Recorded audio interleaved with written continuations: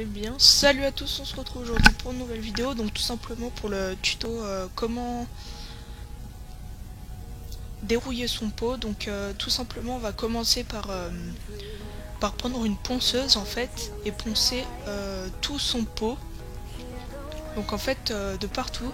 Donc là maintenant je suis en voix off et c'est juste pour vous dire que sinon vous pouvez aussi comment dire, vous pouvez vraiment le poncer à la perfection et après le repeindre, donc avec de la peinture spéciale qui résiste à la chaleur quoi, et du coup ça fera un résultat plus un résultat mieux quoi, plus propre. Mais tout simplement moi j'aimais bien cet effet un peu métal noirci, du coup bah j'ai laissé comme ça, mais vous pouvez tout à fait changer, mettre une autre couleur ou quoi que ce soit.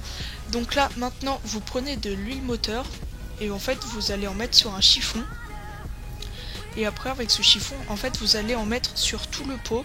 Vous allez en fait huiler tout le pot, donc la ligne pot, les cartouches, tout, et en fait ça va permettre de un petit peu de nourrir le pot, de le protéger un petit peu, parce que forcément après ça va rerouiller, donc il faudra un petit peu l'entretenir. Donc ce que je vous préconise c'est genre chaque semaine, enfin une fois par semaine, le laver tout simplement à l'eau. Donc vous passez un petit coup à l'eau, si un peu trop de rouille s'est remis, vous passez un petit coup de comment ça s'appelle, un petit coup de ponçage. Mais si il a rien, il est resté en état, simplement vous le lavez à l'eau pour enlever toutes les particules, les résidus, les saletés, tout ce qui pourrait faire rouiller votre peau. Et après bah vous tout simplement vous remettez de l'huile comme ça chaque semaine, et en fait ça va faire bleuir ou brunir votre peau avec la chaleur, et du coup ça donne un résultat plutôt sympa et ça évite qu'il rouille. Donc voilà, donc c'est assez rapide de faire le pot. Donc pour les endroits un peu plus précis, moi j'ai fait mon pot à la ponceuse, je l'ai pas détaché ni rien, vous pouvez le faire, mais moi je l'ai pas fait tout simplement parce que bah, c'était plus rapide, puis en plus il était tellement rouillé moi que le pot il était accroché au moteur et j'avais pas envie de m'embêter après pour le remettre et tout, donc j'ai fait comme ça. Mais après ce qu'on peut faire c'est l'enlever le pot carrément et vraiment le poncer bien correctement de partout, donc à la ponceuse comme moi j'ai fait.